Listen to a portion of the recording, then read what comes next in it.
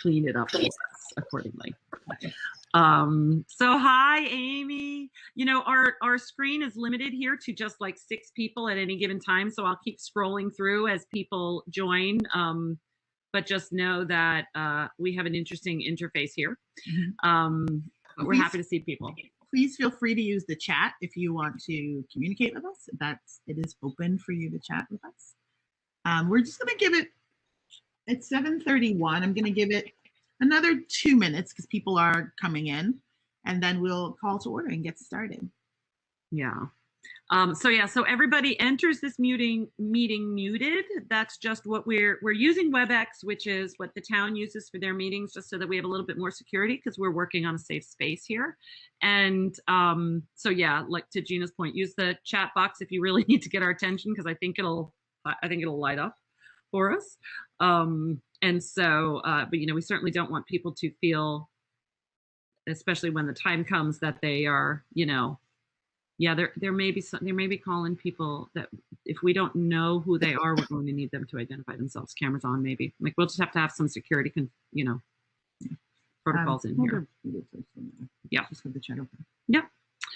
So and Carlisle, hi. You can view up to 25 people Brady Bunch mode by clicking layout. Yeah, you'd think. I did that and choosing grid. That's what I'm on. Oh, maybe I need to slide in the other direction.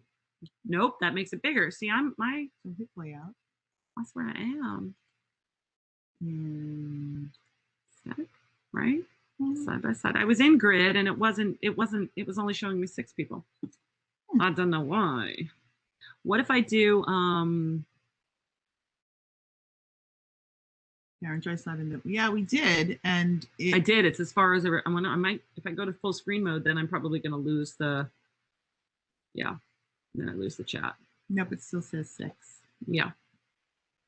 Thank you, Dave. Yeah, I appreciate that. But I think that maybe this is the way to. Yeah, let's see if you move people that way. Yeah. No, it's still. Yeah. Just bear with us while we get used to the new tech. I got it. Oh well, yeah, that's disappointing. I want to be able to see more people. Well, it is 7:33, and it looks like how many participants do we have, Karen? We are up to 25 participants. Okay. We had, I think we had, by the last time I checked, like 40 participants saying that they were going to log on. So, but now we might have lost some people to the Fair TV option. Okay. So they might not be logging in here. So let's move forward because we have a lot to do in 90 minutes. Yes.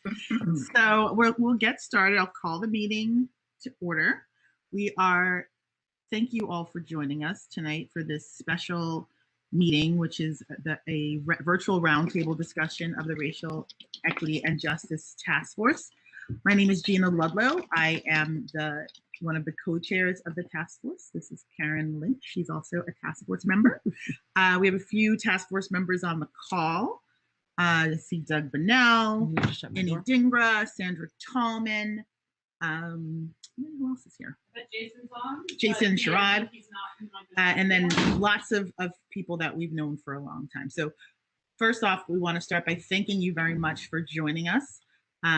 Hopefully we're going to spend the next 90 minutes updating you on the work that we've been doing as a task force, getting to know you a little bit, your Fairfield experience a little bit, and then giving you sort of a sneak peek at how we have arrived where we are with our current blueprint. And hopefully our goal for the evening tonight is to continue to develop our blueprint and to add in your very important stories and your very important input. So do we have to make a motion to open the meeting? No, we don't. No, I think we just open it. So we do have our first order of business on the agenda, which is our Pledge of Allegiance. Let me just make sure Petrinia is unmuted. Where is she? Look at this great list of people. Petrinia, I just sent you a request to unmute. So you may want to pull that up and unmute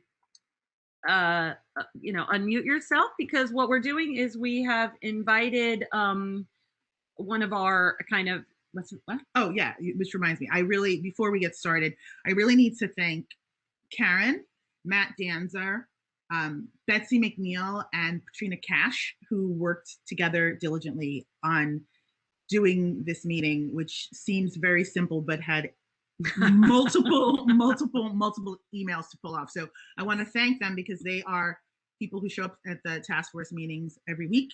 Some of our faithfuls, like Ryan Odenak, who's on the call tonight as well. And we really couldn't do what we do without the people in the community who come out. So just so y'all know, I'm seeing the little hands. So anyway, it's fun technology, but I am seeing the little claps. So Petrinia is going to lead us in the Pledge of Allegiance. And because we figured people don't necessarily have a flag in their kind of space at home, I'm actually going to share what Gina and I have put together so that everybody has the ability to, to look at a flag. So can you all see my screen? Gina and I might have gone away, but hopefully you're seeing our screen. So Petrinia, hopefully you've been able to get unmuted. Let me try again. If you did not, I just requested that you unmute. Tell us when you're live. Hello. Okay, I'm here. Hi, that's great. If you would go ahead and get us started, it's great to have your participation. Good evening. May we all please stand and place our right hand over our heart and recite the Pledge of Allegiance. I pledge allegiance to the flag of the United States of America and to its republic for which it stands, one nation, under God, indivisible, with liberty and justice for all. How appropriate we stand here this evening to recite an allegiance that ends in liberty and justice for all. And we are uniting together for equity and justice for all. Thank you. thank you, Petrina. Thank you so much. So we're going to get right into it. So for those of you who don't know us, the Racial Equity and Justice Task Force was, we were put together by First Selectwoman Brenda Kupchik in October of this year. And she recommended that we form an advisory committee. And the purpose is to study and advise the Board of Selectmen on existing town policies and procedures in an effort to enhance and improve Fairfield's commitment to systemically fair and equal treatment of all town residents, businesses, workers, and visitors, regardless of race. And so we've been working together for the past, however many months that is. 9 months, and have birthed this baby. I'm the wrong way, sorry. Yeah, whoops, slow down. Where did it go? It's super sensitive. I'll do it. I'll go back. So the scope of our work as the task force is, and our mission is that we're going to collect qualitative and quantitative data. So that's both the stories of our constituents and some numerical data. We are using active listening. We're convening conversations and identifying best practices and collaborating with existing organizations to formulate the racial equity plan for the town of Fairfield. So a big part of our work is talking to the residents of Fairfield to really help us create this vision for an equitable, fair Fairfield. So the key to our success is our database decision making. And that is really looking at some of those, the existing data in town. Somebody's unmuted. Community engagement, which is what we're doing tonight. Advocacy and continuous learning, and also reviewing our policies, procedures, ordinances, and charter review. That's been a big piece of what we did in our work. So we were really tasked to look at current and existing practices and to see if there's any way that we could improve what in many ways is working really well, and in some is not working not quite so well. Mm-hmm. So in our mission statement, we are as part of our mandate, we are really exploring the existing policies to see where there might be implicit or explicit biases which contribute to racial inequity in all aspects of Fairfield governance, with the goal of providing formal recommendations. So essentially, the first select woman wanted us to look in to see, are there things that are, where can we improve? Where are the biases that, you know, some of them, when we think about explicit bias, they're things that we know, that we sort of actively know are biased. But implicit bias are things that just exist without us thinking. And there are things that have been embedded into the town because of context and time and when these rules were made, that in 2021 don't make as much sense as they did when they were put together in 1930, 1920, when Fairfield was a very, very differently composed town. And our goal is to put together our equity blueprint that we're going to present to the Board of Selectmen when we're done with it, which is what we're going to be working on tonight. And all of this information that Gina just shared with you, for those of you who are kind of new to getting together with us and talking about this work, it's all on the town website. Our entire mission is on there, with our scope and with, you know, the information in each of the buckets Gina just outlined, including this one. So that's all there. It's public information, as are all of our agendas and all of our minutes from previous meetings. So with that kind of as historical context, and again, you know, I have the chat open here. So if you start to have questions about any of this, feel free to use the chat. I know everyone's muted, but that's just because we're kind of there's a lot of us here. Yeah, there's a lot of us here, and we're keeping that under wraps. But we want to make sure that we can unmute you if you have, you know, sort of a question or respond to your question via text for sure. So to date, once we were all initiated, for instance, or not initiated, what did we call that? Inducted, sworn in October, we started our phone calls and started to divvy up some work, and people volunteered to do certain things, and then we assigned certain things to individuals who were interested in that space. So for instance, we had a few people who were looking into existing survey data. Some of the organizations in town had already done some of that work, whether it was Fairfield Cares, the education system, some of the equity groups. So we had some existing survey research already. They reviewed secondary data. This is just information that's publicly known in the state of Connecticut, that we were able to access some public information, including demographics, for instance. So we reviewed that data. There were people who started to review our town charter and some of the historical documents, and talking to the folks at the Fairfield, you know, History Museum, and getting a feel for that.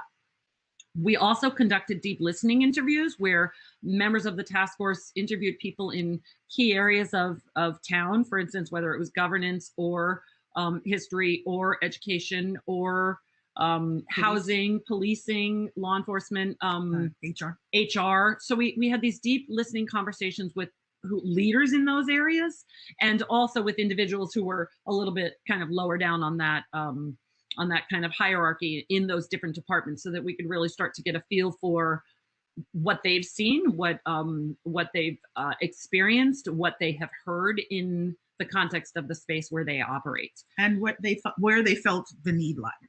Needs lie. Yeah.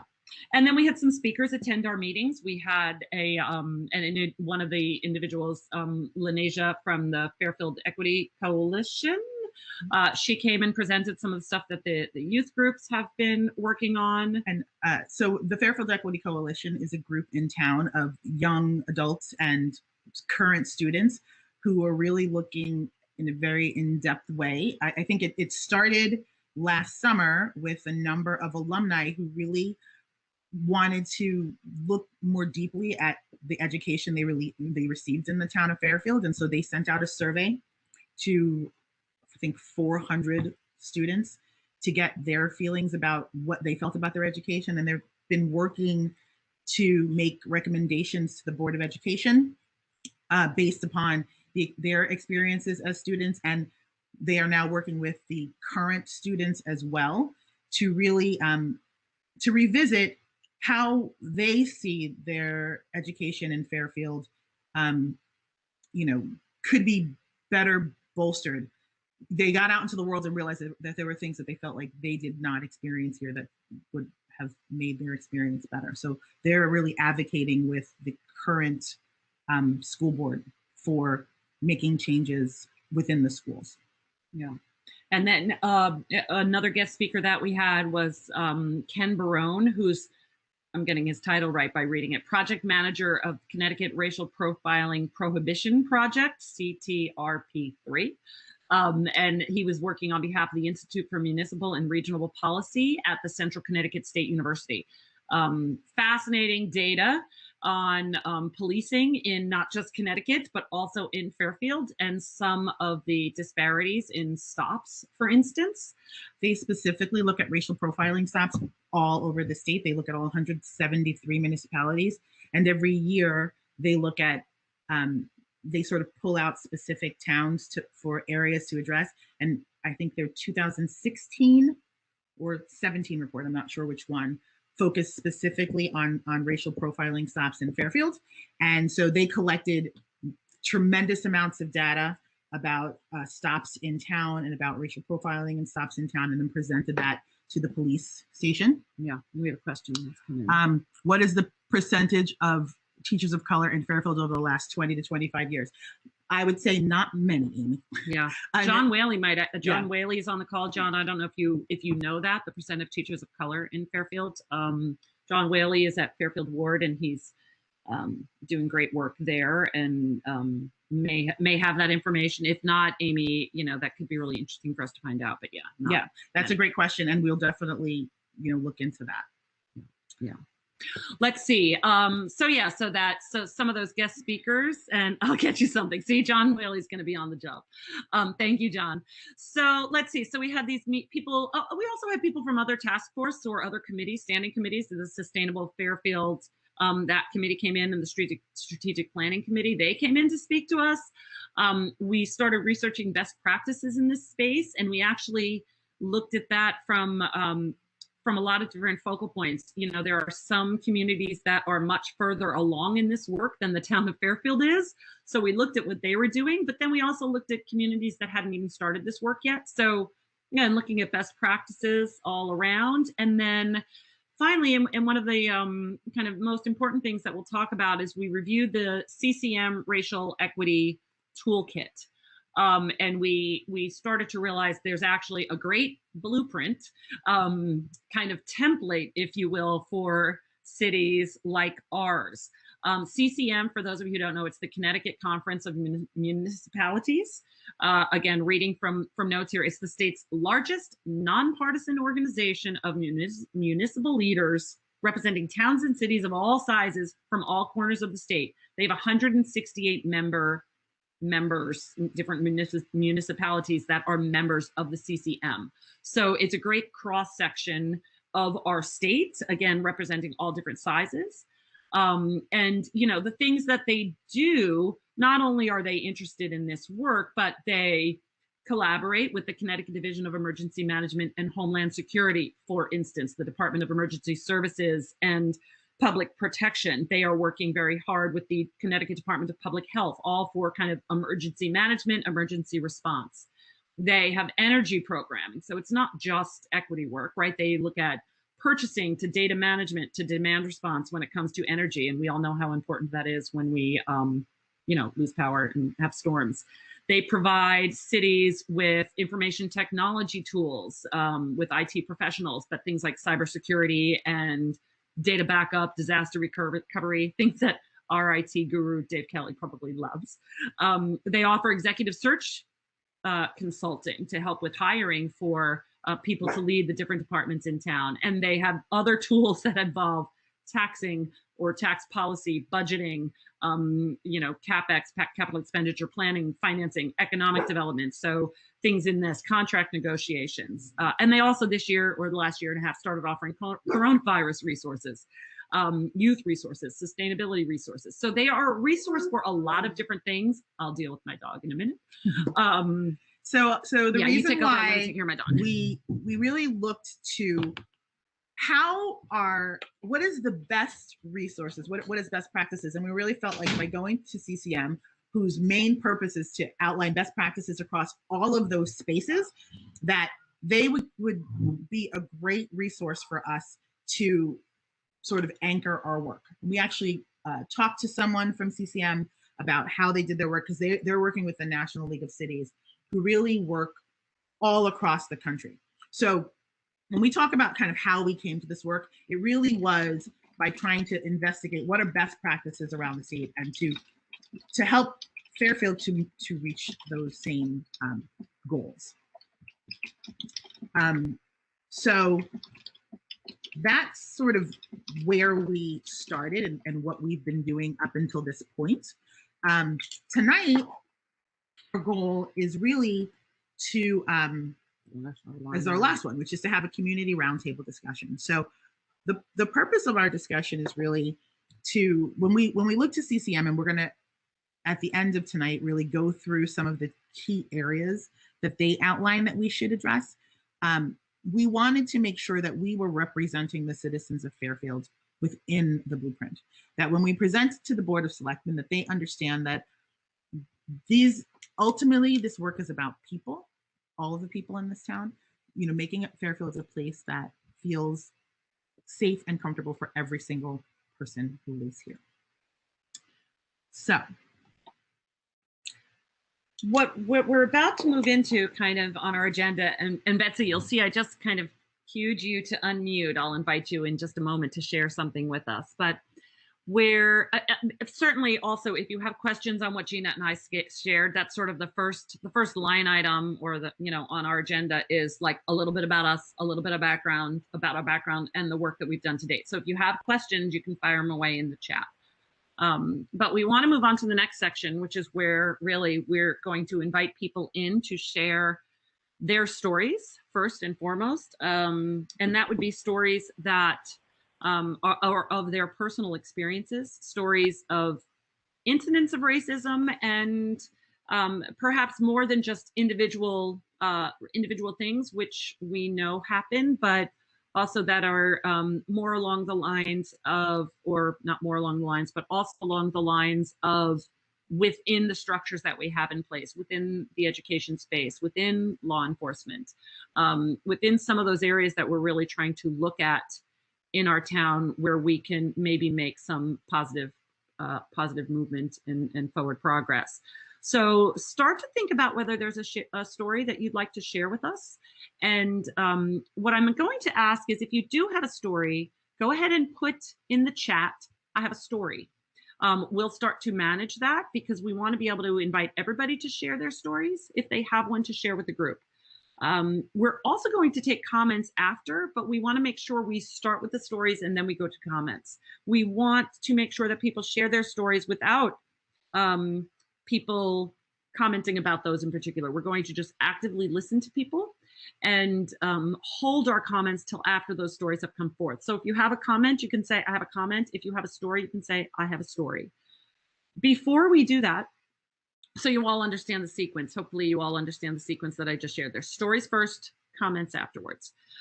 We want to make sure that we are giving people the safe space to share those stories. People take an act of bravery when they tell their truths to a large community, many of whom are strangers. So we want to make sure that we set the stage for that and create an environment that is here to listen, is here to take in what they're sharing with us and allow them to do it without any, what's the right word for that? Without any kind of person trying to negate what their experience is. This is their experiences, and that's what we'd like to come forth here. Anything else to share before we invite Betsy in? No, I think so. That's all right. Betsy, I tried to unmute you. Are you there? Can you hear me? We can hear you. Would you, okay. I have this poem shared. Would you kind of give some context to it and kick off this section for us? Sure. Thank you.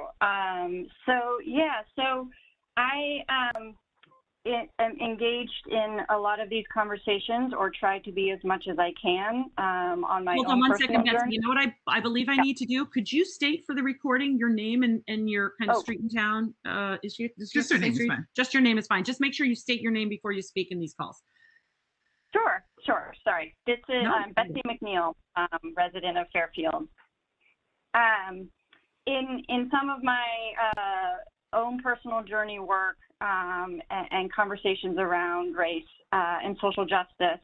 Recently, a wonderful facilitator in a session that I was in brought this particular poem to our attention, and it moved me. To me, it really played a big role in grounding me in the space and brought me together and brought the whole group together to do this work.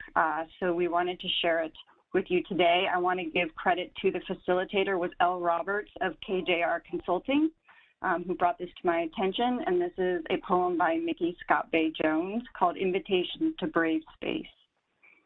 Together we will create brave space because there is no such thing as a safe space. We exist in the real world. We all carry scars and we have all caused wounds in this space. We seek to turn down the volume of the outside world. We amplify voices that fight to be heard elsewhere. We call each other to more truth and love. We have the right to start somewhere and continue to grow. We have the responsibility to examine what we think we know. We will not be perfect. This space will not be perfect. It will not always be what we wish it to be, but it will be our brave space together, and we will work on it side by side. Thank you so much. Thank you so much. I'm going to stop screen sharing. We'll put the slides up again in a little bit. Hopefully we're back on video here, but in the spirit of sharing. So I think, when we talk about our experiences with race in the world and in Fairfield in particular, I think, we think about, I think some of us think about race as individual acts of meanness, one person doing something mean to another. And by all means, those are incidents that feel very disturbing and unsettling and make people feel unsafe where they are.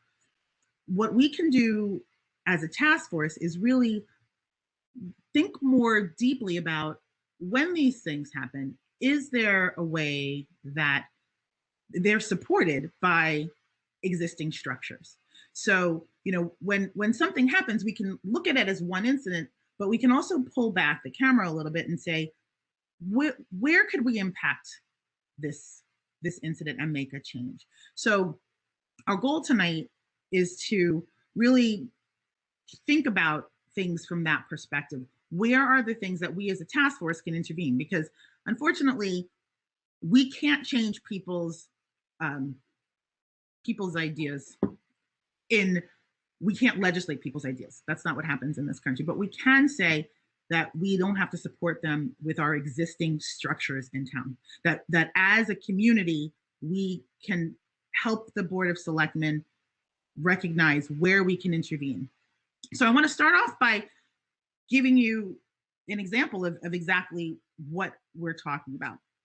I received about a month and a half ago, I received an email from a local person, and they sent this to me. So I'm just going to read it to you. This is actually a copy of an incident report that they submitted to the police station. At approximately 5:30 on 4/26/2021, I was detained by two Fairfield police officers while traveling on High Street.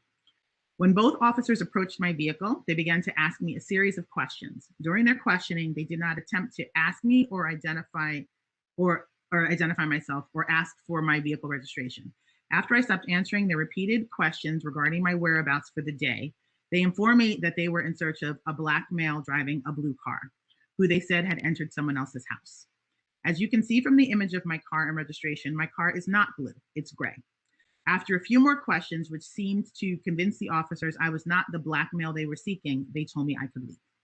This incident is disturbing for several reasons. Being racially profiled by my local police force is extremely unsettling.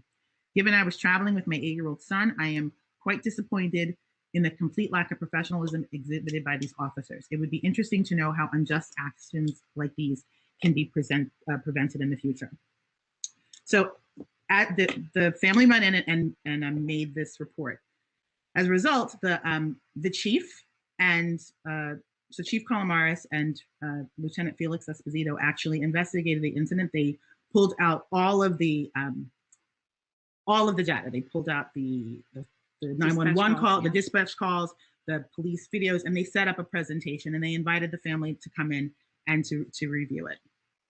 Upon reviewing it, you know, they recognized that there were that the officers did not actually listen to the dispatch. The dispatch call actually said they were looking for a white male wearing a black hoodie, driving a blue car. So the chief invited the task force to come in to review the same material.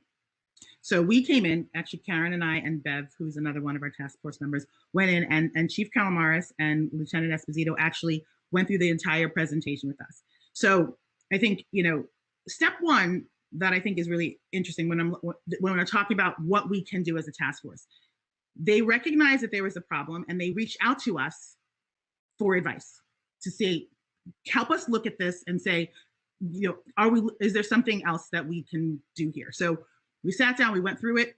We had, I thought, a very good conversation. It was extremely, they were, extremely transparent about it. They brought us through it step by step, and when we had the realization of what was going on, they were nodding with us. They were saying, yes, this happened. Full acknowledgement that implicit bias played a role in what happened, that the officers heard the word black in the context of black hoodie and pulled over a black male. So, and two officers did the same thing. We all discussed the fact that while it was a mistake that was made because of an implicit bias. And that has to be not just identified, but then used perhaps as an example for training. They shared with us that the officers went to the family's house and,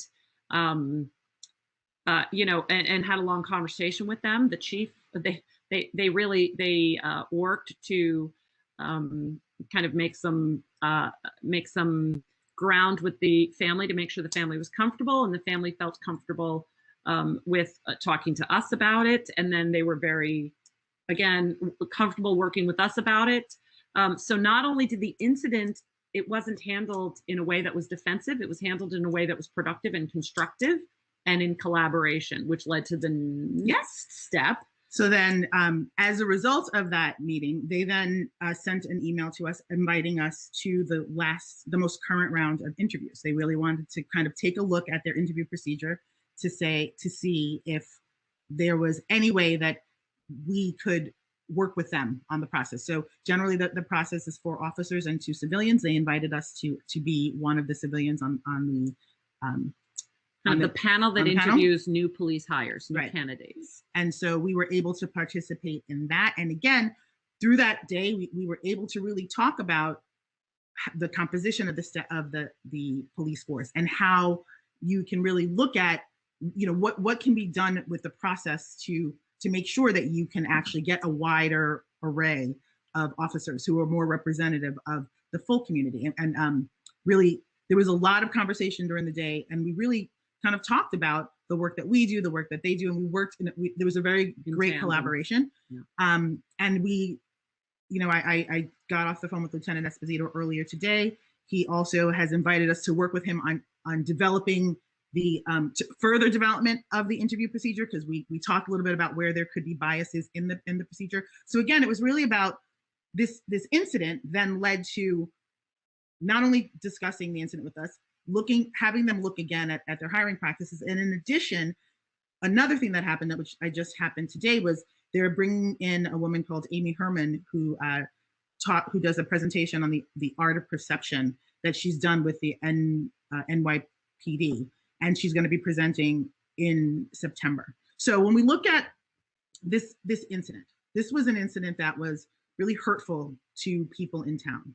But the hope is it has opened up the door so that it doesn't have to happen again. That in its core is what the work of this task force is. So with your stories, we're hoping to really be able to drill down into the same thing. Hopefully, maybe we can identify, you know, who we need to contact, how we can work together, how we can expand the work that we do so that these things that have happened to you don't continue to happen. So With that, I think we'd like to start hearing some of your stories. Yeah.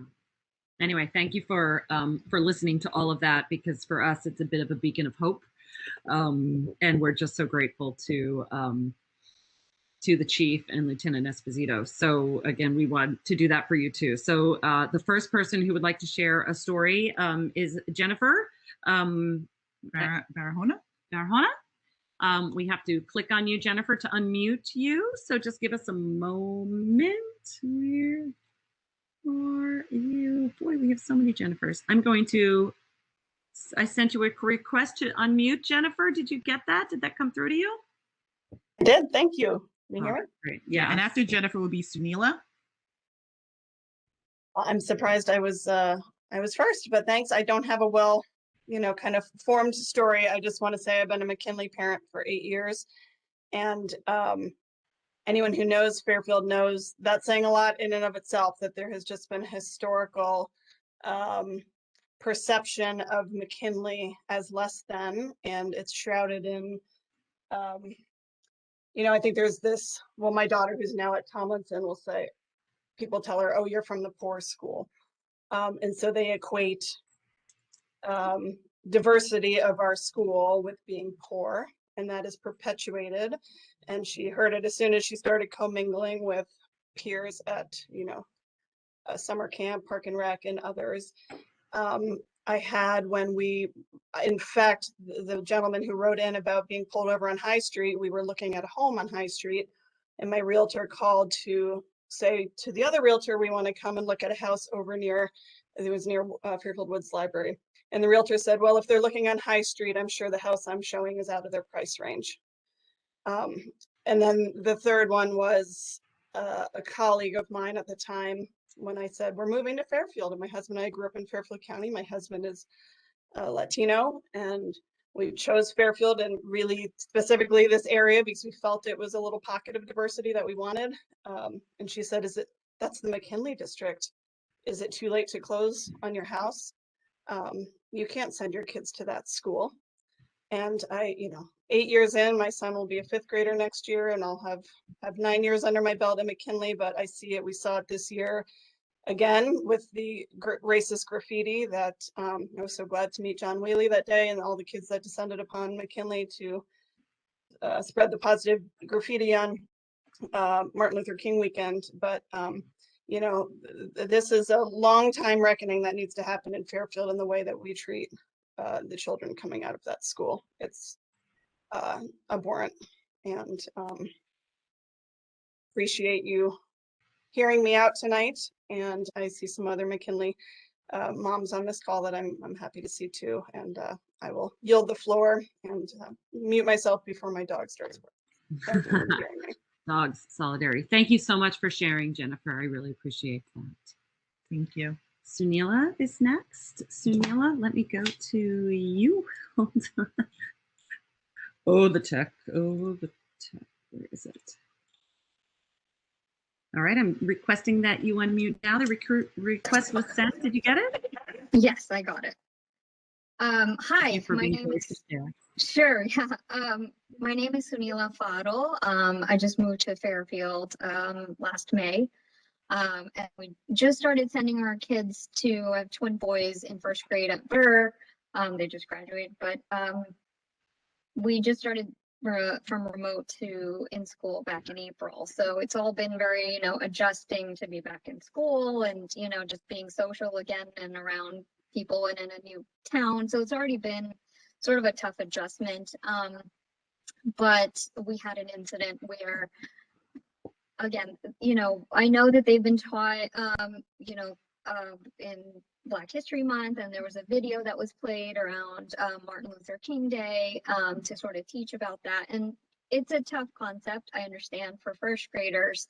And so with that in mind, with this incident where they were on the bus and a classmate who was white said to my kids who were dark brown that you're my slaves. And my son got off the bus and was like, so-and-so said something, and it made me very sad and upset. And I was like, okay, let's go home and we'll talk about it. And it's like, well, this person said that I'm their slave. I'm like, well, what do you mean? I didn't really understand. And he said, well, she said that Martin Luther King said that white people had brown people as slaves, so we're her slaves. And he just started crying and he was upset. And it was a really hard thing I didn't think I'd have to have this conversation with them at 7. But what I'm realizing is we need to help these teachers be better equipped to teach this material, to handle the questions, to get the message across, you know, and additionally, like, have teachers that represent different students of different backgrounds, so that we can get this message across that's more inclusive. And, you know, obviously for that to be said, it obviously the message doesn't get through the way it was intended, and that means that the support wasn't there to get teachers the training to teach, because this is happening much earlier. I mean, I grew up in the US and I don't remember hearing that at 7. Did I hear things later on in life? Sure.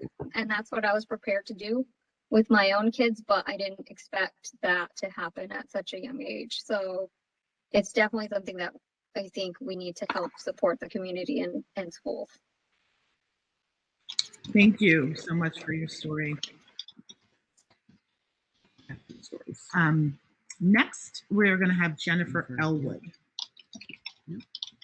Let me unmute her. Where's Jennifer? Is here? You got her? Okay, thank you. Request sent, Jennifer? Okay, did that work? It did, yeah. Hi, I'm Jennifer Elwood, and I am a resident of Fairfield. I'm going to mention a couple of things. One in relation to what Jennifer Barahona just shared. Over the weekend, I was at a graduation party for some 5th grade kiddos, and there were older siblings there as well. And I had a long talk with a rising 8th grader at Tomlinson who was from McKinley, and she shared that she was experiencing the same thing. Kids at Tomlinson excluding her and other McKinley kids, saying, you're from McKinley, that's the poor school, you know, you kind of do your own thing. And then one step further,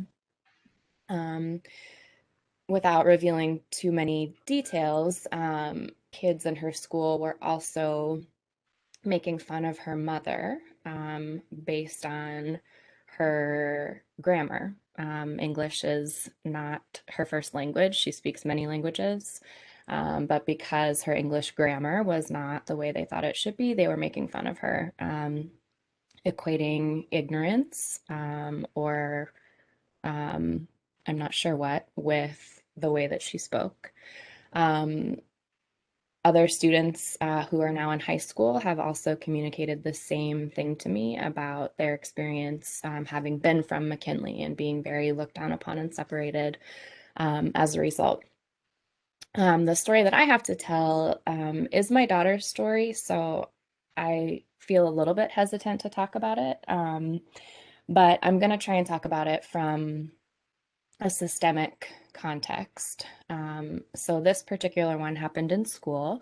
My daughters are Black. Last year, my oldest was in 2nd grade, and she is a very advanced reader. So in her classroom, while she had a reading group, she was not meeting with the teacher often. That group was given books on their own with a little bit of a preview, and then we're kind of doing their own reading. So the book she was given was a story, a grown woman reflecting back on her 4th grade year, how she had moved to a new school, she was a new student, and she made a friend, and she was thrilled to make this friend. She brought the friend home with her. The woman telling the story is white, the new friend was Black, and her parents let the girl come over and play, but after she left at dinner, they sat her down and said, do you have any other friends? You need to find someone else that's the same as you. You're white and she's Black. This friendship isn't going to happen. The book goes on. She talks about how they never played again at home, but they did communicate with each other at school. a couple of other pages like that. And at the end, they're at graduation and their parents are becoming friendly at that point in time. So that's for a second grader. My daughter was still 7 at the time when she was given this book. And the group discussion that the teacher did was purely around things that make us different and how we should love each other for our differences. It did not talk about race. It did not talk about racism. And it certainly there was nothing spoken about in terms of the context of the book. The last page of the book says, this was a small step, but things are getting better. So my daughter came home. Obviously, I'm white, she's Black, and she asked me if we were going to not let her be a part of the family someday because she's Black and we're white. So I reached out to her teacher, who replied and said, "I'm sorry that she's upset. This book is part of our curriculum. It was given to me by, this is a school resource." I replied again, and that was her response again. I specifically mentioned, we've talked about the fact that my daughter is Black and we are white, and race is a complex issue in our home, and we need to talk about this. And the teacher was not able to. She wasn't equipped to have that conversation.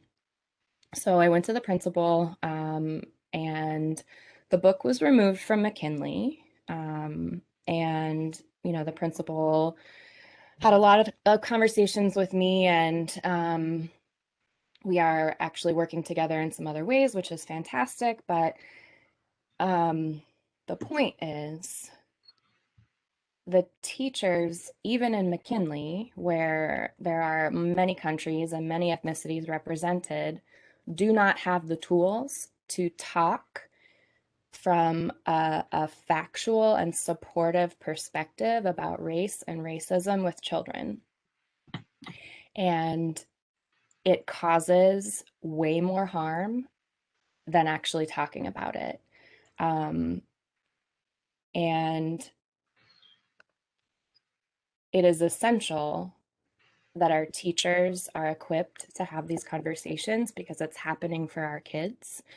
And the more we gloss over it and pretend like it's not there, the more dangerous it is for our children. And yeah, I guess that's it. In my opinion, we need inclusive materials in our classrooms that represent people and children of all ethnicities as the positive protagonist in the story. And we need honest history at a developmentally appropriate level. And our teachers need to be able to talk about race and racism in a way that makes our kids feel safe and seen and heard. Thank you, Jennifer. That was a really powerful story. So I'd like to share a personal story about my family.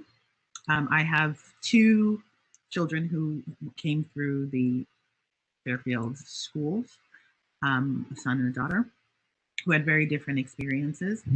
And one was an in-school experience, one was another, where my son was on the bus coming home from school. This is years ago. They both have since graduated. And a student attempted to set his hair on fire in the bus because my son had dreadlocks.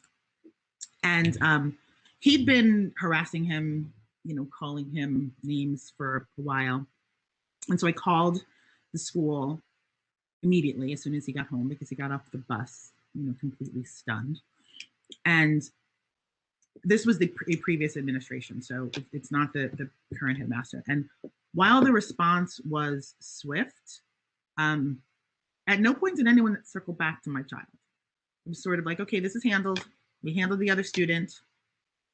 Everything's fine. And my son kind of had to go on with his life. And he's older now, and we actually had a conversation about it recently, about what he wishes he could have happened. And he said, you know, I really wish that the adults in the environment recognize that, like, I'm a human being who has to share space on the earth with this other human being. And I was looking for the adults to make it right for me and make me understand. And he said also, like, now as an older, you know, he's in his early 20s, I recognize that student, he needed things too. And they let us both down, because in the sort of haste to make it go away, he felt like they didn't address that he was a human being left damaged. So that was one story. And then the other one is sort of a thing that happens all the time in terms of how people get profiled in town, which is that my daughter, I don't know how many of you know this, but the teenagers love to hang out at the beach in the evenings. I don't know if you people younger children know this, but that's sort of a thing, that the teenagers go down to the beach and get up to all sorts of shenanigans. And on one occasion, you know, they're all just hanging out, and the others were getting up to something, and the police came and they ignored all the other kids who were doing things, and they only walked up to my daughter. And she was the only person that they actually addressed. And, you know, she felt very targeted, because she said, you know, I'm standing here with, you know, 15 other kids, and not all of them were doing what they were supposed to be doing. I wasn't doing anything, but for some reason, I was the only one that was seen. And so, you know, part of growing up at Fairfield for her has been being very conspicuous in a number of ways. And that feels really difficult when you're trying to grow up as well. And so, you know, again, it was the officer, why was she the only one that was selected? In her mind, she said, I can't see any other reason. He walked around other people who clearly looked like they were up to something to get to me. And so I did feel like he was the person that he targeted. And again, I did have this conversation with the police chief, so I know that that's something that we've talked about. But again, it does cloud your experience in Fairfield. And my son and my daughter both said to me, they can't remember a day in high school where they did not either hear a racial slur or see a swastika every day for the entire time they were in high school in Fairfield. So, you know, we have work to do. So thank you all. I don't know if there's anyone else that has a story to share. Yeah, if you do have a story to share, type in the chat box, or type that you have one in the chat box. You can also email the email that you use to RSVP to this if you wanted to make a public comment. You can also email any stories that you'd like to share just with our task force. We will honor them and listen to each and every one of them if you would like to send them to us. Yeah, every day. Every day. Yeah.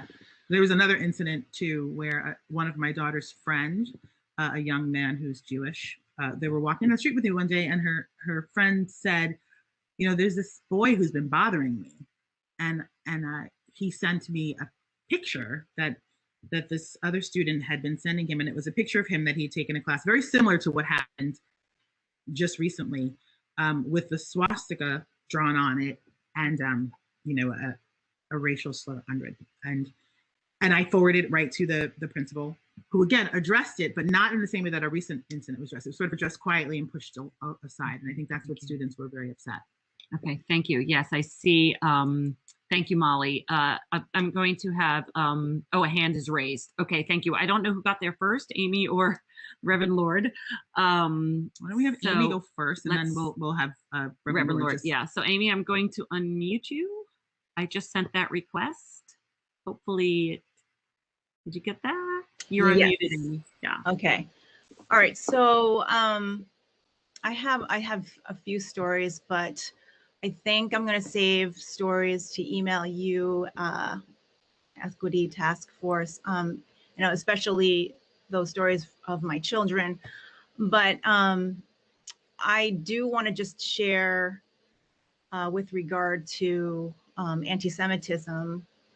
And I've been a Fairfield resident. I'm Amy Guerrero, by the way, and I've been a Fairfield resident for almost 20 years. We moved from Stamford in August 2001. And as I shared at the George Floyd vigil, my husband and I felt like we had made a mistake moving here. But that's a story for another day. Fast forward to 2009, there were 3 masked teens standing across the street from the Sherman gazebo, and they were holding 2 flags. One was of a swastika, and the other one was the Iron Cross, which is typically associated with Nazi forces. And this was in December of 2009, and I believe it was the first night of the town menorah lighting, and at that time it was at the Sherman gazebo. And you know, their purpose was to terrorize. And at that time, I think there were maybe 25 people at the menorah lighting. One of them was at that time, that was the first selectman, Ken Flato, who is Jewish. But they were undaunted. The police came, and I believe they only caught one of the masked people. But what I want to share is what happened after that.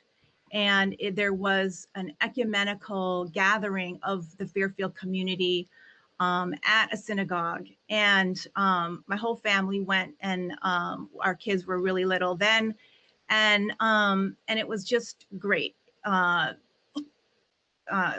Senator Blumenthal was the Attorney General, and he was there, and elected officials and lots of different clergy. And I share this because it was a moment in Fairfield where the community came together, and I wish that there were more situations where we could come together. After that, my neighbor came out and saw me. I was pushing my youngest in a stroller, and he's Jewish, and he came out crying. He said, "Amy, I saw you there with your little family. It meant so much that you were there." And I thought to myself, why is that a surprise? Shouldn't we all be there when one group of us is attacked or terrorized? I'm very disappointed that that doesn't happen. And that was 2009. And there have been more incidences of anti-Semitism here in Fairfield. And like I have shared before, it's something that has not, in my opinion, been adequately addressed, as well as a lot of situations. You know, so I just share that. And I have just my own, just real quick, is last April, I was in Trader Joe's, and I have seasonal allergies, so I would sneeze and cough.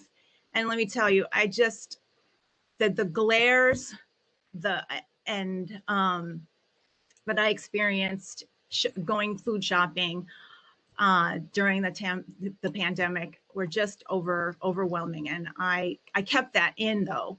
I didn't really share that much. And so when my husband said, I'll do the shopping, I said, okay, yeah, go for it, you know. But it's something that I just didn't verbalize much, but it's something that did happen to me. And like I said, there are more, but I will save my other stories for another time. I appreciate this opportunity to share. Thank you, Amy. Thank you for sharing. And yeah, our email is always opened. So I appreciate you sharing. Thank you. I know Reverend Lord wants to participate. Reverend Lord, do you want to share a story or make a comment? Because we wanted to have all the people tell their stories first before we went to comments. He's muted. So let me unmute him real quick, and we can just confirm. He's under D. Under D. Up to D. Whoop. D. Stanley Lord. Got you. Okay. I just asked him to unmute, or requested he unmute. There he is. Were you going to share a story or make a comment? No, we'll wait until the end. Okay, great. All right, thank you. No story. All Okay, right, great. We'll Thank you. get We'll to get you the first comment. Yeah, first comment. Thank you. Okay. Sure. So next we have That's where to go. Next we had Betsy McNeil would like to share. Betsy, I'm unmuting you now. You get that? Can you hear me? We Yes. can, yes. And then after that, Yasmin. Okay. Thank you. So just briefly, I'm Betsy McNeil. My family moved to Fairfield most recently from Northern California about 6 years ago now. At the time, our children were 10 and 5, and now 16 and 11. We are a biracial family, so I'll be honest, the single biggest thing I was worried about in moving out here was the lack of diversity and what that would mean. We came from an area where it was normal to see and engage with multiracial families. We fit in completely and we felt safe moving through most of the spaces that we entered. I was really worried about the loss of that environment and what that would mean stepping into a predominantly white Fairfield town. At first, I'll be honest, I was pleasantly surprised how the community, for the most part, welcomed us with open arms. It was a good lesson for me to check my own biases for myself. And we have really met truly wonderful people who genuinely love and care for our family.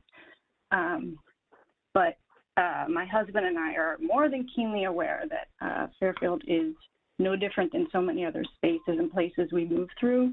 Many well-intentioned people who are simply unaware of the systemic racism that shows up everywhere. My husband and I are, we're pretty, we lay low. We're inherently introverts. We keep to ourselves, but definitely when it comes to issues of race, when we are in predominantly white spaces, I have learned from being with my husband for over 25 years to keep my thoughts and feelings about race and racism wrapped up and to ourselves within our family. We talk about it all the time here, but you brush things off that you hear and you feel and you see. You keep your head down. You don't bring more attention to us than we already do as a biracial couple. But now I'm watching my teenage son navigate this town as a biracial youngster. And as I continue to do my own work as well to understand and get better, I'm finding it much harder to ignore what I'm seeing, hearing, and experiencing from my own family, but possibly even more so from all of you and others in this town. To be honest, our family is pretty fortunate that so far we haven't really experienced any overt or blatantly racist acts. Very grateful for that. But the comments and words that are used on a regular basis all around us are enough. Similar to Amy, I don't feel comfortable sharing specifics from my son's experiences, but some general anecdotes are very similar to some of what we've been hearing. The N-word is used regularly amongst the teenagers and is a regular occurrence around my son, along with other racially motivated and clearly biased comments and conversations. Teachers make comments that reveal their unchecked bias pretty clearly and are very clearly ill-equipped or supported to engage students in discussion around race. My husband's been questioned by police about whether he actually lives in this town. And, you know, what's hard too is that many comments from friends and acquaintances alike that are unintentional microaggressions. So I know there's clearly many examples of overt, you know, acts and experiences of people. What I want to also convey is that aspects of racism show up in the air we breathe and really create cumulative emotional and physical harm. So much of this work is hard because it's often about making what is invisible to so many actually visible. But my hope, and I certainly believe, certainly because at least all of you on this call are taking the time to come together, and to all of you on the task force to come together and listen and share.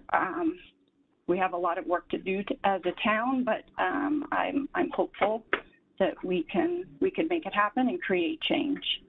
So thank you all for being here and for listening. Thank you. Yeah, thank you. I'm going to get to Yasmin next. Yeah, while I'm looking for Yasmin, because I have to go to why, so I want to say thank you all for your bravery in sharing. Yasmin, I am requesting the unmute. I just requested that you yep, you're unmuted, I believe. Hi, everyone. Thanks for making this happen. I do think it's important. I hesitated about whether I should share it tonight, but I will do that. I'm a lifelong Fairfield resident. I was born and raised here, actually, went through the Fairfield public school system. I'm a daughter of immigrants, and I'm married to a Black man. And I think that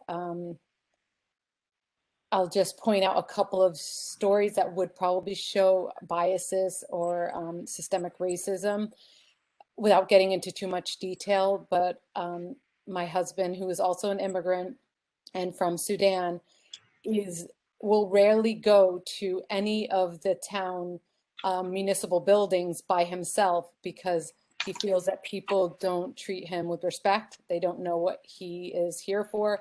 He has an accent. Sometimes he struggles trying to understand what he's doing. That, you know, often I have to accompany him so he has the backup support to get what he needs.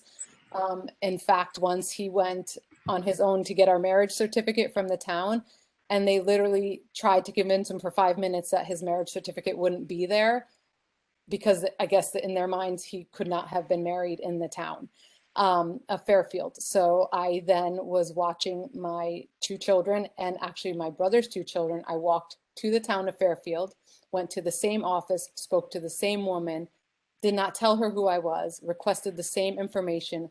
I was treated with respect, kindness. She gave it to me right away.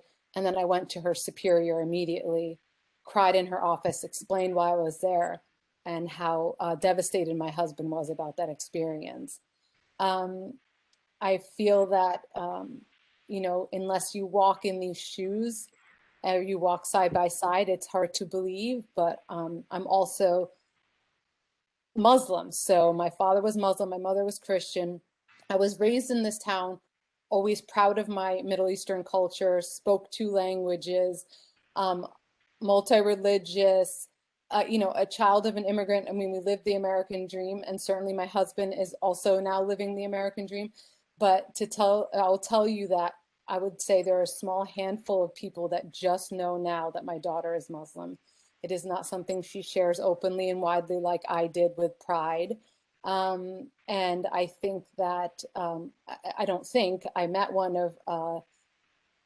I met a teacher along the way, and I won't say who he is or what school he's in, who also is a Muslim. You might not know it from his name or how he looks, and I'll just say that, and says he doesn't share it with anyone either. It's extremely disappointing to think that way back when I grew up, it's almost like it was just a different time and a different world.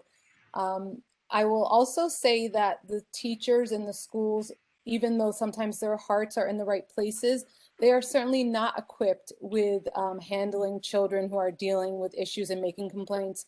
My daughter made a serious complaint this year at the public high school. She had to make the complaint 2 to 3 times. And when I finally went and spoke to the head principal, I said to him, you know, the principal she spoke to never once came back to her and said, how are you doing? Never circled back around to her. For a young woman to make a serious complaint of racism against a teacher, and you're sending her back into that classroom for the remainder of the year, for that person not to follow up with her, not to say, how are you feeling? How are you doing? Even though she actually tried to handle it on her own after the first complaint, you would expect of that serious nature, someone would pull her aside and say, how's it going now? what are you doing? How are you feeling? Have things changed? Is it better? Is it worse? So I do think that, you know, and to tell you the truth, I continuously had to follow up, even though I went to the top, right? It was like I finally had to send a follow-up email there too, as well. It's like, where are we with this situation? Oh, I'm so sorry. I was busy with the prom last week. You were busy with the prom? Like, and I know the intentions were good. I sat face to face with the gentleman. I know they mean well, but it is sad to think that, yeah, that we're in this place. And, you know, I do have several other stories to share, but I know we're running out of time. I think that those are kind of the bigger picture issues that I see from where I'm going through. Yeah, and I will say though, my situation with my elementary school son just a few months ago, I was pleasantly surprised when the principal did call to follow up and ask me how he handled the situation. I was taken aback by that because it hadn't been my experience so far, but he did follow up and I thanked him for that. And we gave him our honest feedback on how he handled the situation. And he continued to follow up with us throughout the year. But that was the only instance. But, you know, again, going back to my daughter, she's a young 16-year-old woman, you know, standing up for herself, not getting her parents involved. And I think there's a lot of major issues. And she also notes the language that's used in the hallways and the classrooms, you know, whether it's like in pop culture manner or not, it's definitely, yeah, not appropriate. But thank you so much for sharing your story. And, you know, again, if there's a story that you'd like to tell that you know, want to keep personal and you want us to depersonalize, you can do that. Just like the story that I read initially, you know, particularly the story that's really standing out to me is your experience with municipal services, because that's what we're talking about. That's the kind of thing that we can intervene with. And having stories like that will really help us to explain why the need is. Because again, if we're saying that we're a community that is open and welcoming and people want to think of us as a community that's welcoming, I hear your story and I feel hurt by that, because that is not the promise of what we are saying that we are. Like the joy of getting your marriage certificate. I mean, I promised us I wouldn't comment, but I just say like the joy of getting your marriage certificate should not wind up with both of you feeling badly about yourself because someone couldn't see you for who you are. And that is something that you know, systemically we can look at as well and make some recommendations for it and really, you know, alert people who don't understand what that is, what that does to you and how you go forward. And particularly, I think, you know, a lot of the stories about what's going on with the school, I think we are definitely going to make, we're going to incorporate into the blueprint in many different ways. So you can contact us. I probably will follow up with all of you too, just to see if there's anything else that you'd like to add and make sure we have the stories correct as well. But I really thank you all for sharing, because it has been, it's been enlightening, but it also, I feel that this is why we're volunteering to do this. And we don't have much to offer you, except that we're going to advocate. That's really all we can do, is advocate all of your positions. So thank you for sharing.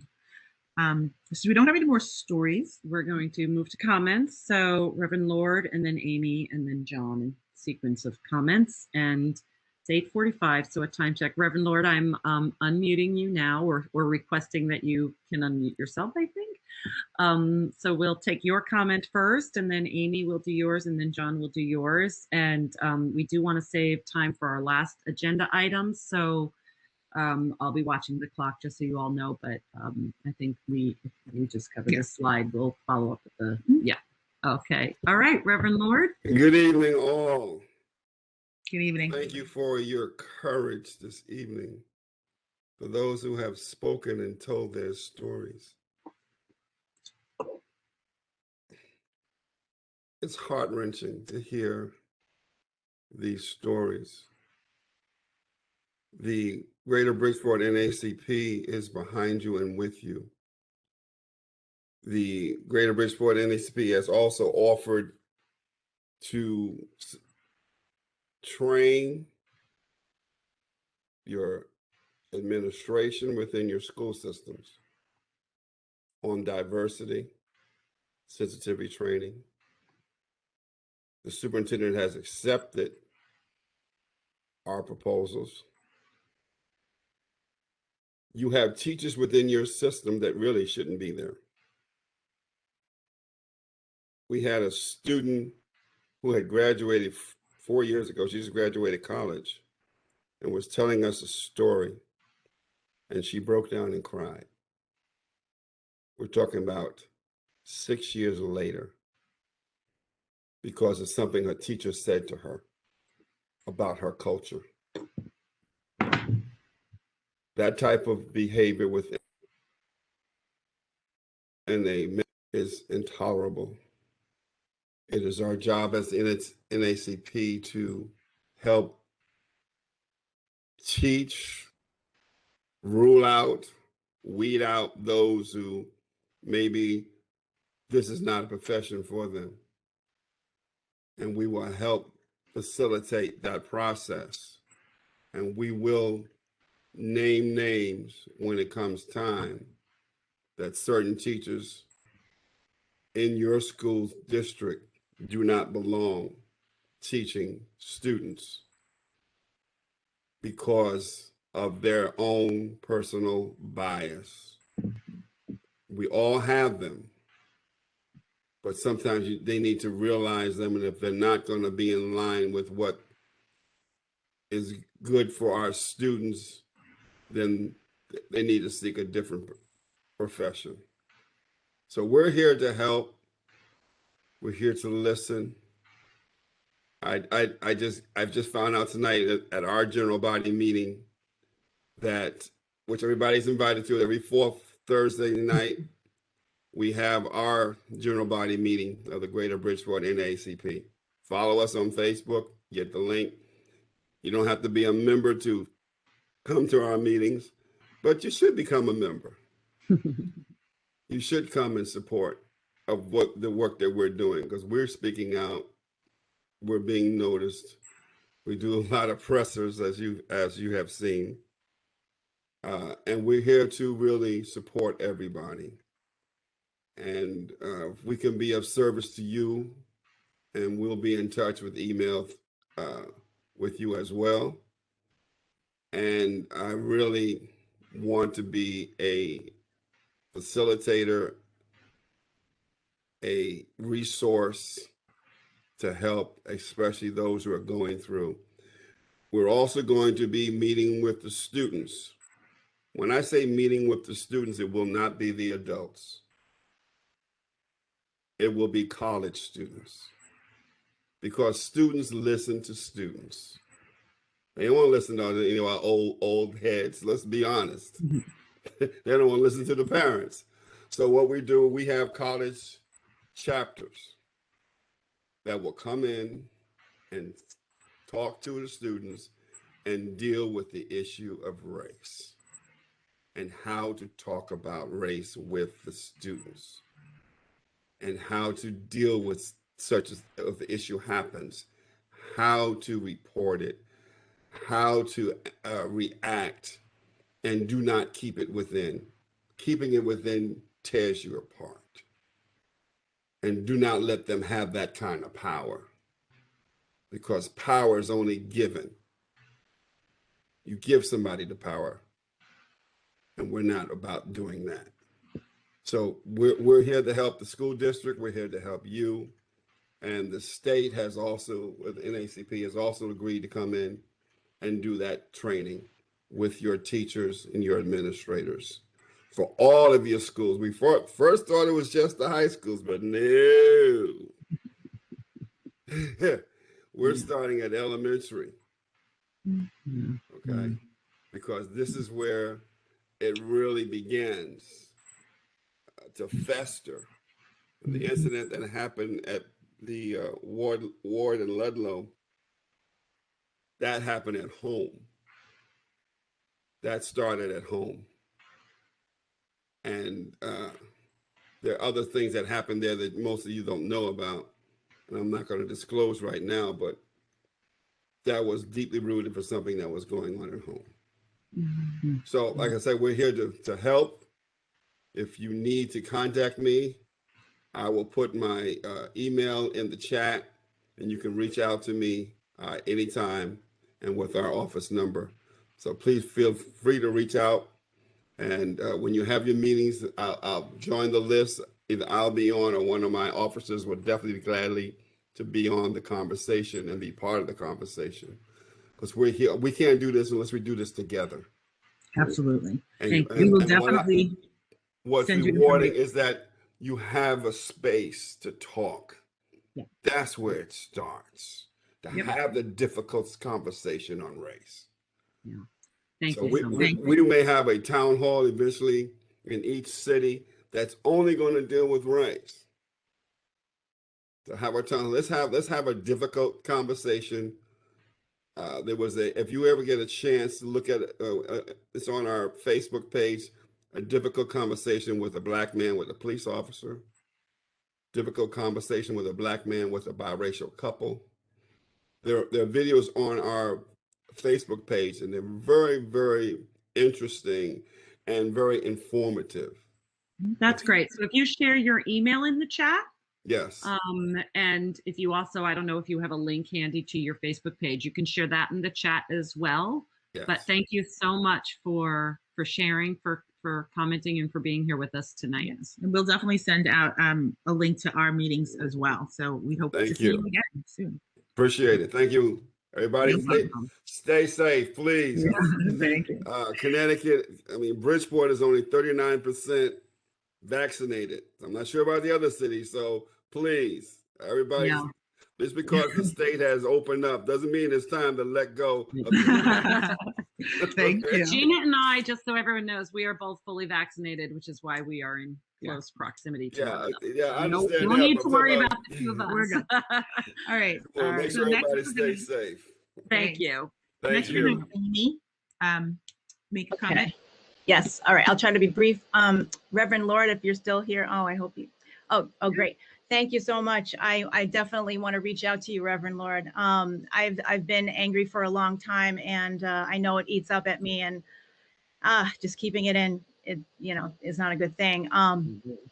So I just, for anybody who hasn't known about this, I co-organized a rally, a Stop Asian Hate rally at the beginning of April. And I highlighted youth, young people, high schoolers, current high schoolers, and those who have graduated from Fairfield Public Schools, and they shared their stories of pain, invisibility, and feeling like they're not treated like Americans as growing up Asian American in Fairfield. So hearing from the youth is so important. I was humbled to be invited to a high school virtual Stop Asian Hate rally. And there was a Fairfield Public Schools history teacher who shared the importance of teaching the history of marginalized people, not only the shameful victimization, but also, and more importantly, their contributions to the growth of this country. The importance of teaching about agency of people of color. It's so important in our library books, stories like what Jennifer's, that heart-wrenching story that Jennifer Elwood talked about, that her child had to listen to. Oh, that breaks my heart. So important that we take a look at what current picture books are part of the curriculum. I'm a school librarian, so I'd love to be part of that. But we really need to take a look at the curriculum all across the board. And the last thing that I want to say too is that there needs to be the history of cross-racial solidarity in the United States. That history has been kept from us, and it has caused us to be pitted against each other. This model minority myth hurts the solidarity that Asian Americans could have with, especially with the Black community. And I want there to be this, that just has to end. So, so I look forward to positive change. I look forward to being part of positive change here in Fairfield. Thank you. Thank you, Amy. Thank you, Amy. Yeah, for sure. I think you just brought up something. I think I received feedback recently that people assume that just because I happen to be the co-chair of this task force, that we only look at issues of Black people, which is just not the truth. The truth is there are other people representing other ethnicities on this task force. We have Sikh people on this task force. We have people of different faiths. We have, when we're talking about racial equity, we're talking about all of us. When I hear stories of Asian people and Muslim people and Jewish people and people who feel marginalized in this town, this task force is about all of our stories, because if it is not fair for one of us, it is not fair for any of us. John Whaley, sorry, I had to just, it was not my turn to comment, but. Gina, it's always your turn to comment. We love Co-chair privileges. I just want to say that, like, I'm not a Fairfield resident, everybody. So, like, I don't know what kind of privileges I have in this conversation, but I do teach. John, you know what, John, can you introduce yourself? Because I don't know that we, we're being very familiar because we know you, but the town and tell people who you are. Yeah. So my name is John Whaley. I'm actually a Bridgeport resident, but I teach at Fairfield Ward High School, and I'm a teacher advisor of the Fairfield Ward Voices for Equity. And I've had my hands in several different pots in regards to a lot of these issues over the past couple of years. And I did not expect the theme of tonight to be about education. I did not. I came in this as sort of an, I just wanted to observe what was going to happen here. And almost every story that somebody told centered around what our kids, for some of them, have to endure. And at the very least experience in our public schools. So I wanted to add kind of my 2 cents to help remind us that, you guys are a governmental, task force, but it's clear that one of the most urgent places that we need to be doing this hard and good work is within our public schools, which means within our Board of Education members, and which means also within all the parents on this call, be as active as they possibly can be, not just voicing the disparate times that these overt acts happen, but to be sort of proactive about what it is that we want and what it is that we need for all of our children in our public schools. If you guys have read or heard about what Heather McGee's been talking about with the Sum of Us, the idea that racism doesn't just hurt people of color, like this actually is hurting the vast majority of our white students as well.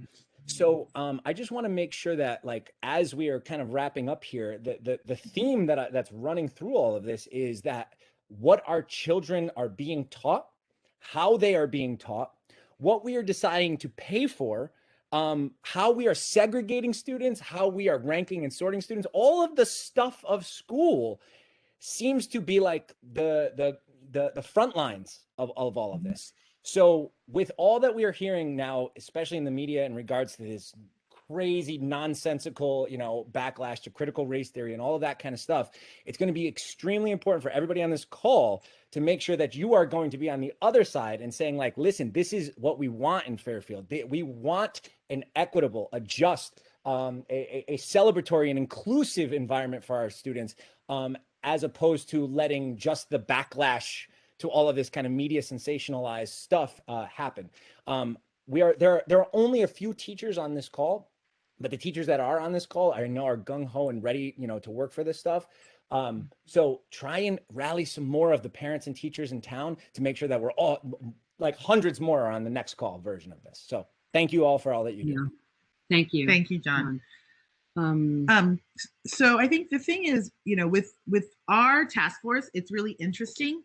We really are looking at sort of municipal areas and the way our town is structured. The Board of Education is sort of separate from the Board of Selectmen, but I don't see how we can truly disconnect them. I remember reading someplace that, with 11 elementary schools, 3 middle schools, and 2 high schools, a quarter of the people who live in this town are students. And so we can't just pretend that those that is not important. We also can't pretend that the reason why our houses have value is because of our schools. They are inextricably tied to what we are here. And so we do have to think about this as part of what we need to look at. And so that's something that, we're going to have to, and it's 60% of our town budget. So I don't think it's as easy to separate as it has been. And I think it's something that we're going to have to really think about in our incorporation of our. have to wrap up. I don't know what our. So I know it is 9 o'clock, but I do want to, we have to. We have to at least address it. Right? Yeah. Well, I was just going to share about the child in the backseat, which it was remember in this. Oh yeah. So one little thought, and then Gina and I have one more slide to share that kind of gives you a teaser for what the blueprint is going to be about. Basically, I know we have, I can't read that name. Is that Carlisle? I don't know that we have time for comments beyond where we are right now, because we still have one more agenda item to kind of just look at. So if you're comfortable typing something in, that would be great. If not, you can email us. The comment that I was about to make was that the police stop that Gina shared with us earlier, one little detail of that is that the gentleman who was stopped, his child was in the back seat. So that was, going to have to be a moment that would start that young man's education into the kind of unjust reality that his father was experiencing in this town. Our children are touched with all of these sort of individual acts of racism by either witnessing them, by walking down the street in front of McKinley, or going into TJ Maxx when the graffiti occurred. The events of in the other schools of graffiti in the restrooms or on the walls. Our children are seeing individual acts of racism, and so there's a lot of work to be done there. Thank you so much. One thing that we want to do before we leave tonight is share, as I know a lot of people probably can. Whoa, I didn't mean to start my video. Hold on, I wanted to share my screen. Just give me one more moment. Video back on. My video is back on here. I wanted to share one more slide with you all, because I know a lot of you came here because you're curious about the blueprint. So Gina, I don't know if you want to talk about this and kind of where, we should share the other one. Let me just share the other one. So essentially, in order for us, where we've been working out of this checklist for racial equity, it's sort of broken up into 6 separate buckets that we're looking at. So the first was our organizational commitment, our leadership, and our governance. Yeah. Our second is the racial equity policies and implementation practices here in our town. Our service-based equity, so how equal are the services that people are experiencing in this town. Our workforce composition, which comes up a lot. Mm-hmm. Community collaboration, and budget and contracting practices. So those are our main. We started with this municipal checklist for racial equity, and it had all these questions there, like, have we adopted a proclamation or resolution or public statement committing to addressing racial equity? And so what we did as a task force is we divided these out, and we sought out the answers to these questions. And so when the blueprint comes out, you'll actually see what we considered, what was the current status, what the best practices are, and then we'll make a recommendation about that. So that is off the bat. I can tell you that a recommendation that we notice is that our town does not have a statement, that we don't have a collective proclamation about how we feel about race, and we feel like that's really important. Do we have an internal structure whose goal is to address issues of racial equity? And so our work has been to really identify these areas. And I think what we can do is we can actually share this on our website if you wanted to take a look at it. Or we can actually can we put a link to this in the chat? We can actually put a link to this in the chat, which I think is probably the better thing to the whole, not the one pager. Yeah, so the whole thing, but we can show them where one pager is. So we'll put a link to that in the chat so you can take a look at it. And if anyone on the call, so that we have these questions and we're really looking at the rationale for some of these things, if you take a look at it and you find that there is something that you really feel like you have an opinion about how well the town has, has addressed that particular question. We really would welcome any comments that you have that you could share with us, because we ultimately feel like, you know, the power in this is that we are a community that is responsible for all of us, and we want to make sure that we're advocating for you in the best way that we possibly can. So we are, it's 9:05, we're a little over, and so that's our presentation, but we did have room for comments. So if people want to stay on the call and make a comment, please feel free. I know that Carlisle Spivey, I know that you wanted to make a comment. Yeah. Because we're sort of done with what we have to do, but I wanted to give, you know. Yeah, well, and at some point we're going to need to make a motion to close, to adjourn, which we're not quite there yet. But I just shared in the chat the link to the CCM Racial Equity Toolkit. So you should be able to have that. I think I stopped sharing content. So you should be able to have that if you want to take a look at it. That is what largely has informed what we're drafting and putting together. But Gina and I were also talking, we have a few questions that came at us via email earlier today even. So we thought, you know, maybe what we'll do is send out a Google form. A Google form. So there are some questions that came up from the people who worked on from our task force members, who really did just an awesome job really investigating all these things. And I had a couple of questions that we wanted to ask people's opinions on whether or not they felt we should incorporate them. So we'll be sending out a Google form to everyone who has participated in this, and you know, we would love to have your feedback as well. We'll leave space for you to comment on that too. Yeah, I'm just reading this comment right here to see. Oh, so it's sort of another story that John has added. Sunila has another comment. Sunila, if you Carlisle first. Yeah, we're going to take two more comments. Yep, we're going to take two more comments and then close. So Carlisle. We just unmuted or sent you a request to unmute, Carlisle, so that you could share. Can you hear me? Yes. Yay. And listening to everyone, it reminded me that when this task force was formed, more times than not, I heard, why are we doing this? There's no racism in Fairfield. And the more I hear the stories, the more I realize that people are not tuned into this. I know my husband and I, we do not have children, so we're not having experiences in the schools. And when I hear these stories, it absolutely appalls me. And it makes me wonder, what are the ramifications both for the students who wittingly or unwittingly cause these problems? And what are their parents' responses to this? Do they brush it off? I was reading something the other day about the graffiti that's been showing up, and too often I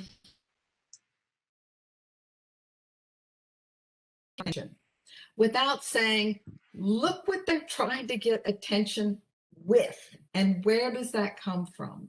So I think one of the things that is going to be the hardest to do is to convince people in Fairfield that, yes, indeedy, folks, we got it. It's here to stay. And it's going to take work individually and in groups to do something about it. Yeah, for sure. I would agree.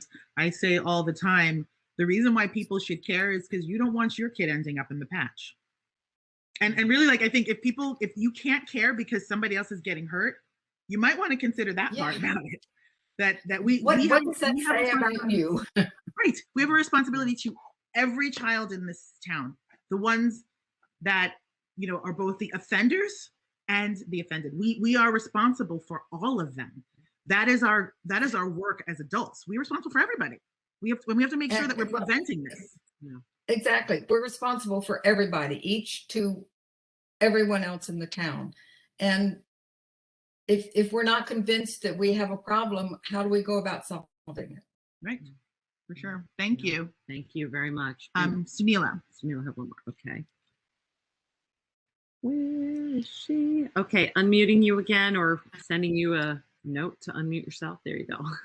Great, thank you. I was kind of like quickly glancing over the the one pager and just kind of looking at some of the things that were said and what I've seen in our own schools.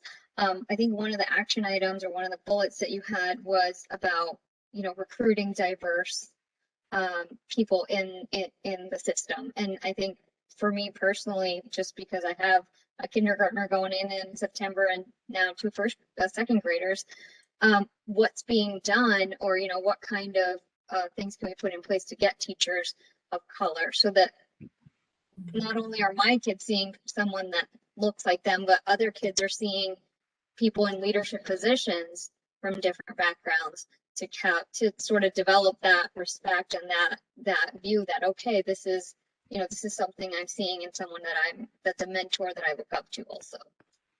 Yeah, it means a lot for your students to see people. And I think, in looking at hiring practices, I think one of the things that came up in our work with the police is even when we have a system that looks fair from the outside, from the outset, when we look at, who falls to the bottom of, a numbers game and who doesn't, when you have the same sort of consistency, you have to look at that and say, what is here? What is in our hiring practices that is preventing us from having a diverse pool? Because I know, we hear all the time, well, the problem is we don't get qualified applicants.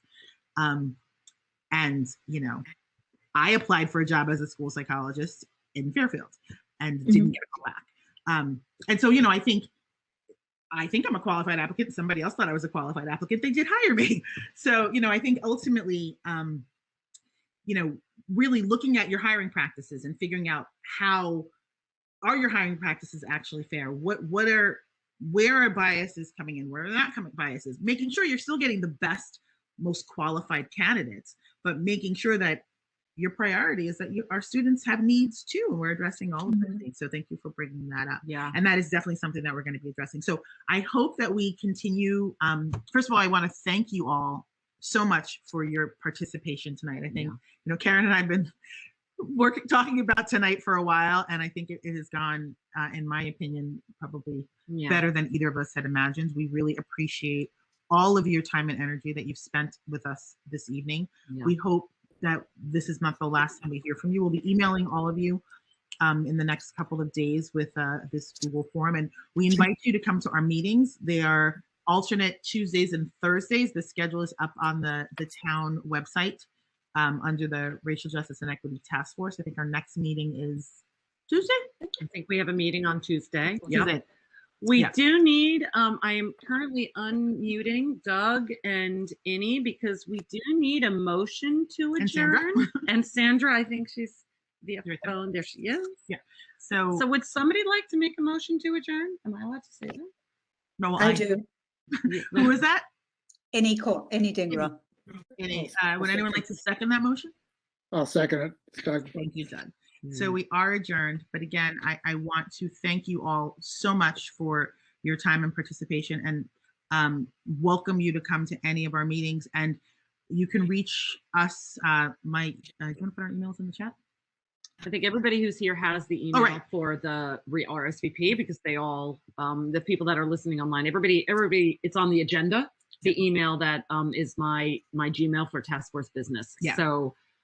Can reach out anytime. I'll forward it to all the other task force members. We're still collecting stories, and you will all be kind of on a list of recipients of this document that Gina and I are talking about, where we can maybe just ask a few follow-up questions as we continue to draft the blueprint based on that CCM kind of toolkit. Right. And remember that we are, at this point, our goal is to make this blueprint and pass it forward to the Board of Selectmen to advocate for you. So please continue to stay in contact with us if there's anything that you feel like you need us to advocate with. So thank you so much. Yeah.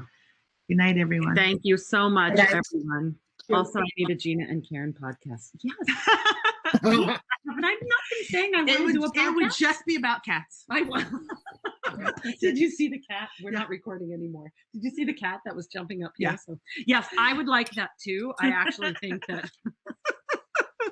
Thank you so much. Fun, and now I'll be thinking about that all night. Thank you all for joining us. Thank you for bravely sharing. Thank you for listening authentically, everybody else, and members of the public who we did not see. Thank you for listening in. And it was nice to meet you, and I hope we see you again. Thank you. Good night, you guys. Thanks. want to know